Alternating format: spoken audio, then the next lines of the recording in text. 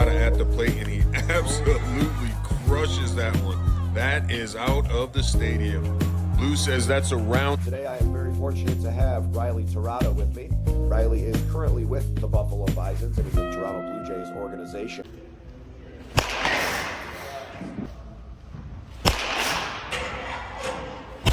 And has been very successful here in Buffalo. How you doing today, man? Good, Don. Thanks for having me on, man. Doing real well.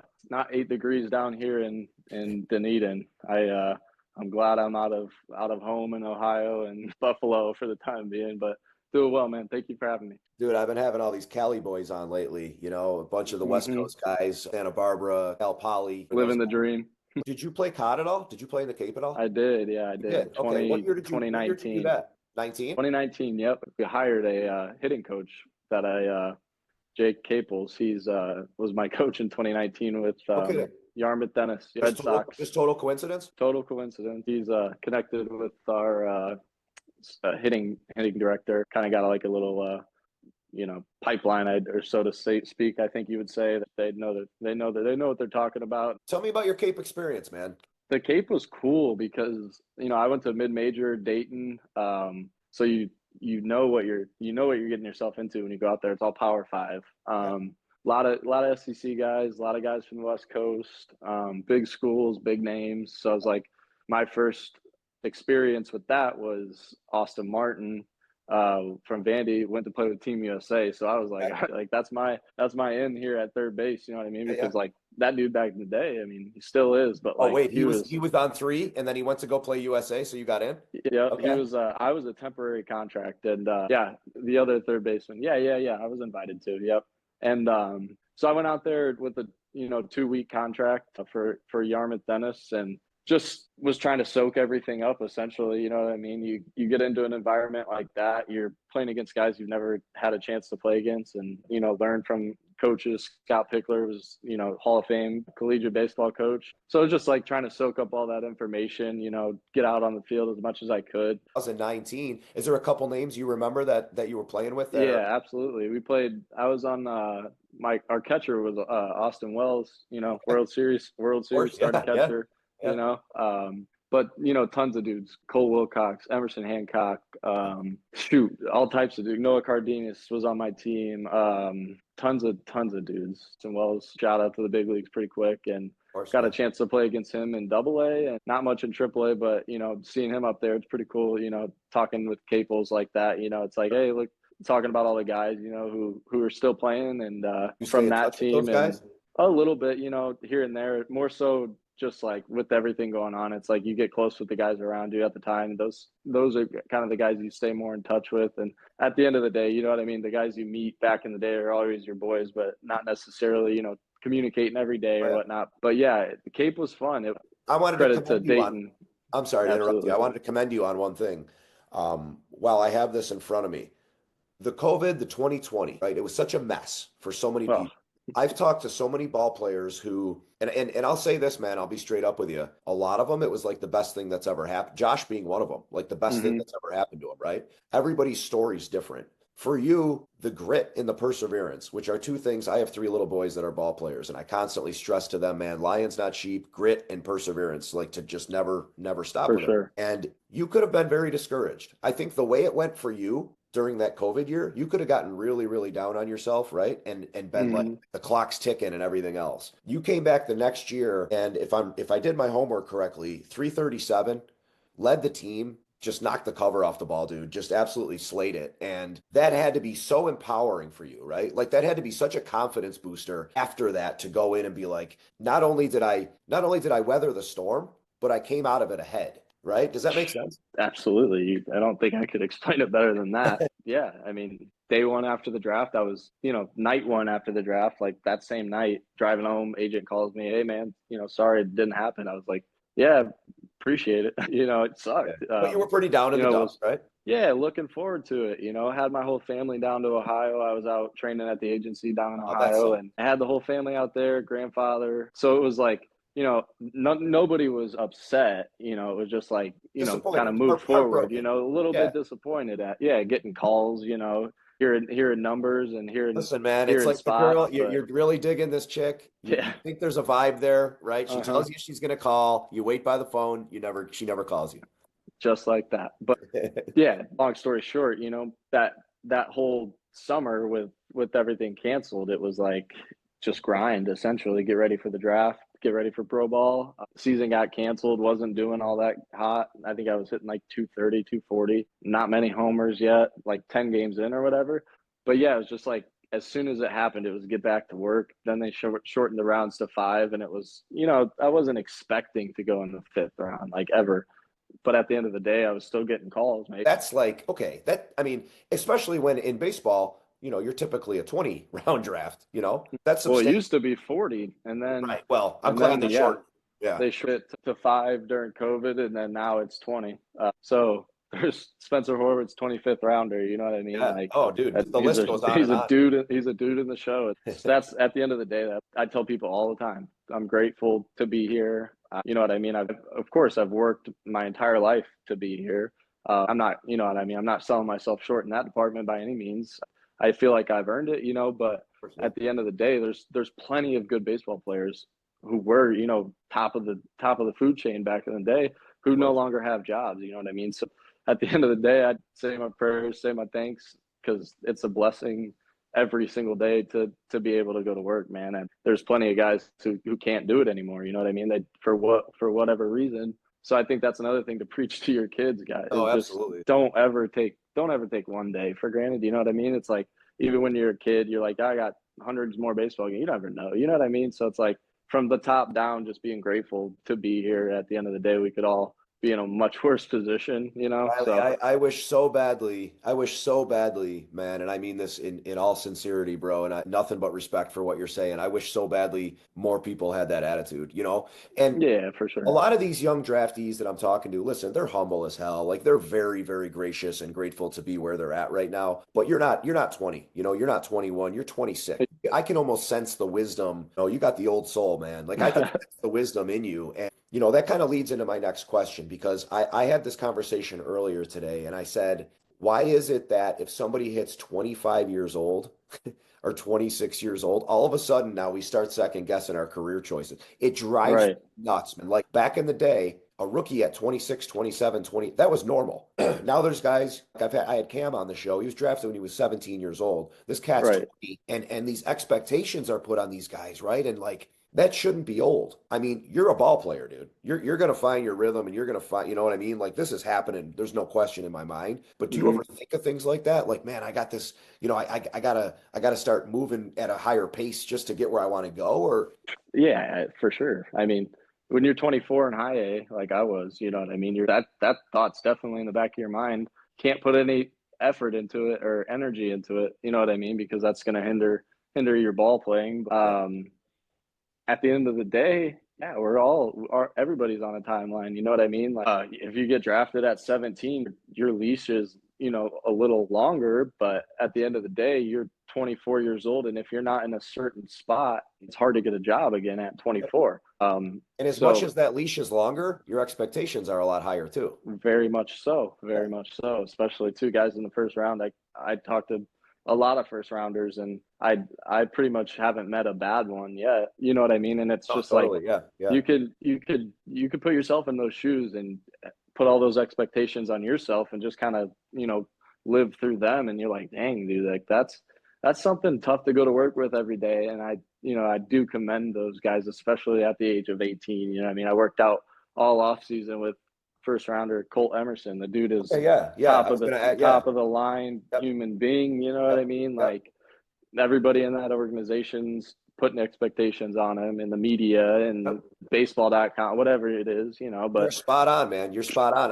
he doesn't matter. I had a chance to talk a couple times with Jackson Holiday. One was Oh down in yeah. Norfolk, and actually then he was up in Buffalo, and he remembered who I was. He had the Moneyball hat and all this stuff. Man, really cool kid, right? Just a great Yeah. kid. And I talked to him real briefly just about expectation, and at the time he was nine, I think he was 19 when I was talking to him. And he kind of brushed it off like it didn't bother him, but you could just tell. Like, and I felt like, and I mean this in the truest sense, the kid felt lonely. Like I felt bad for him, man. He came over to me and my son Deacon because he had actually recognized us. And I'm like, hey man, what's up? I said, you still got the money? He's like, yeah, of course, I got the truck, the hat in my truck, whatever. Such a cool kid, great energy.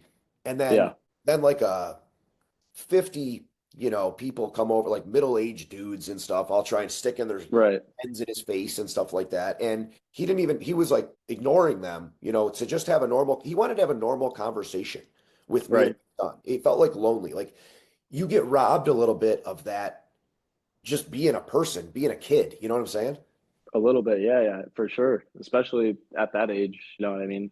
Yeah. These guys making their big league debut at 19. Like, imagine the resources that you now have at your disposal at 19 years old. Right. It's a crazy thing to put yourself in that role. And yeah, there's times where I was like, man, if I was 17, 18 in pro ball, like I don't know how this would have turned out. You miss out on a million different things that these people have no idea, There's the generational phenoms, right? The guys like we're talking about here, and not to beat this point too much, but the 18, 19, 20 generational phenoms, dude. Your Jackson Hollidays, your Paul Skeens, right? Those cats there. Yeah. But what I'm saying is, in no way, shape, or form should a player at your level who is just lights out talented ever feel that wave of pressure that, oh my God, I'm 26 years old. That's my opinion. That's what I'm saying. Right. I definitely, I think I feel better personally than I ever have, because you're crushing it physically, too, man. like, You're playing some good ball right now. yeah, but just physically, I think that's Okay. something that people put age on, That's 26, true. Yeah, that's a good 27, point. 28, Yep. you know what I Yep. mean? You might not be able to do the same thing that other dude does in the weight Right. room, but that's fine. As long as you could play at 7 o'clock, doesn't matter. No, thank you for that, man. And I mean that sincerely because I think you were just very transparent and you were very honest. And I feel that with you, anyways, that you're just that type of person. But thanks for kind of sharing your mental with me there Appreciate it. and the viewers, get kind of getting inside your head a little bit for what it feels like. But in my opinion, man, you're just getting started, career wise. And that's truly how I feel. Because somebody like you who's able to overcome things in every step of the way you have. I watched something else where, people said like kind of who's my influence, and I saw all the Derek Jeter stuff, but what really made me happy to hear was my dad. And I'm a coach, to my kids who are 11, 8, and 5. And I love that you said that your dad was your coach primarily until about 12 or 13. And then he let go. That is my philosophy as a dad. You coach your kids up to a certain point, 12, 13, whatever, then you let the bird fly. Too many dads hold on to it for too long. Like So long. you're 15, 16, man. You need to get out of the dugout, right? You need to let your kid go do his thing. Right.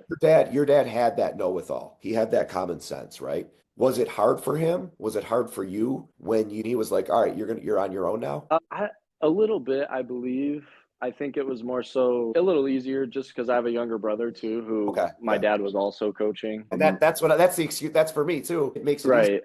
Yeah, exactly. Because like I grew up, you know what I mean, feeling like, I might have taken something from his development. But now that he had my dad there more full time, no, it was pretty good. But I think for him it might have been a little tough. He couldn't see me play. My mom was driving me to games a lot and he was staying back and coaching with Jordan. But yeah, I think at the end of the day, he was still doing some coaching and still does when, I watch OO heaters go by and stuff like that. I heard he was a pretty good ball player back in the day. I've only seen him play shortstop and slow pitch softball, and He was an athlete. like you don't see, people do that often at that young of an age. So, how are you ever going to learn if you've only seen it on the TV, you know what I mean? Instead of going to softball every Wednesday, watch your dad lay out, make a play, you know what I mean? It's pretty cool. Yeah, for sure. So what I'm really stressing to the kids too, and it sounds like your dad is this type of cat as well. Baseball's a game,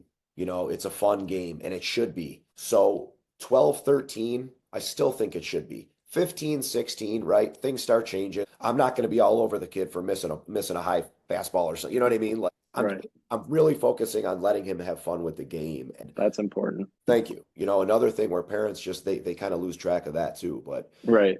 You never want to burn out or get sick of the game or anything like that. Absolutely not. I think that's something that all these kids are missing. I do a lot of lessons and stuff in the off season. Okay. Not all of them, but I shouldn't say all because I have a couple, really good kids that I still talk to this day who love the game. And I tell them all the time, dude, go play wiffle ball, go do this. You know what I mean? play another sport. You know what I mean? Like play basketball. Yes, yes, I played a couple of years of football, but play football. Do whatever. It's going to yes. develop you as an Preach, athlete. man. Really. You know what I mean? It's going to develop you Yes. as an athlete. But at the end of the day, it's baseball and it's a game, but it's not everything. So it's like your kid's 0 for 4. Like, why are we yelling at an 8-year-old for being 0 for 4? You know what I mean? Like he's gonna hate. He's gonna hate this game like Well, I very want to thank those fast. parents. Can plays my oldest son plays hockey as well, travel hockey. So if you think Sweet. baseball is bad, go into a hockey rink with an 11-year-old, and it'll change. You'll think baseball Right. is like church compared, man. Like I'm they're sure. out of their minds. They're Yeah, crazy. my cousins played a lot of hockey growing up, so I've been in those rinks and those parents. It's like, Well, you're a yeah, South you Bend get, guy, man, yeah, yeah, yeah. right? So A lot there's a of lot of hockey in that area. for sure, yeah, for sure. Ever got Rovers. into it? Nah, I never got. I always wanted to, but baseball took up too much time. What do you think of the But Buffalo vibe, man? Like, how's Buffalo been? What, first I of all, like Buffalo. I was gonna say the Buffalo vibe, the energy as a whole, the people, the food. People are gonna want to hear this, and you can't just say the company Carl Answer here, man. I need to know what you think of the place. Yeah, I mean, I think Buffalo, like a lot of other cities, like there's your great parts, there's your surrounding areas that are very nice. The downtown, I don't really spend too much time doing things downtown. You know what I mean? I try to find other areas, but dude, the people in Buffalo, the fans, like that you see time and time again, like you can feel like they truly like care about us and They do. how we're doing it. For hockey night, a bunch of hockey fans show up in their Yep. their hockey uniforms. It's like people love sports in that city, and They love you sport. truly feel it. You know what I mean? And I like the surrounding areas. The couple of good campgrounds. My parents pulled their camper out there. Hopefully, you're going to be in Toronto soon, right? But Toronto is an hour and a half. My wife has family in Toronto. We know that area pretty well, and it's an hour and a half to 2 hours. People say 3 hours. I don't know what they're smoking. It's 2 hours drive from Buffalo. Buffalo's got a lot of cool places in the summer. I'm not going to lie to you, man. It's 8 degrees out right now. It's dreadful. I'm like a bear in Hmm. hibernation. Like I don't even want to leave. But it's in the summer. There's a lot to do in the city, man. Oh yeah, Even from Outer Harbor, there's some good concerts. I want to kind of fill you guys in on some stuff so you can get out there and explore it a little for bit. sure. Have you been to any good restaurants in the area? I think Elmwood is that the correct me if I'm wrong. Elmwood Avenue. Yeah. There's a great cafe right there for they do lunch specials. I think cafe in a number at the end of it, I believe is what it's called. Yeah, Cafe there's 49 a or something like that. Elmwood's cool. The They got chicken, the obviously. outdoor What's that? they got the outdoor the burger joint right there in Elmwood. It's like indoor outdoor. Oh, the Soho Burger Bar. I believe so.